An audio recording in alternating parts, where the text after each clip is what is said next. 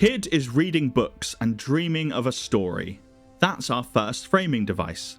Saw, the god of blunder, is singing a tale of woe to all who will listen, even if they don't want to.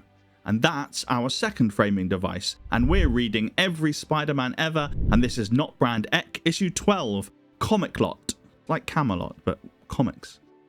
King Saw is in hiding, specifically behind a tree, and specifically because he's to be wed, but really doesn't want to be.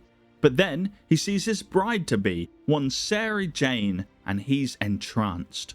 When she questions where the action is in his kingdom, Saw wraps her in his arms and sings a song to the tune of Camelot about how no crime can go unpunished because of the comics code.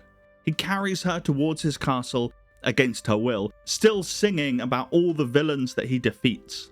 And into this scene rides a Spider-Man knight, also singing, who announces that he's here to see how Saw handles his villains. Saw, ever the braggart, shows him. But while he's thrashing Loki, smashing Dr. Doom and mash dash bashing the Red Skull, Sarah Jane is flirting with Spider-Man.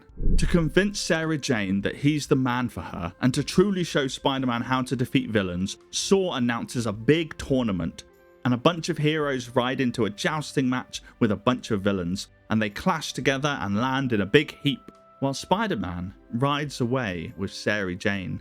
But it's okay, thinks Saw. He still has all these villains and heroes in his kingdom, except that the villains quit, tired of being beaten up all the time. And the heroes are quitting too, and Saw is left to sing alone. Until that little boy from the first framing device wakes up and uses a tin can phone to tell Kid Jack Kirby to draw this wonderful story that he just came up with. Thanks for watching and joining me on this journey to read every Spider-Man ever. Tomorrow, Dr. Doom creates life! But until that issue, here's a fun fact about this one. This comic has a bunch of funny appearances of Spider-Man that don't really count as full stories, and so they won't get their own episode.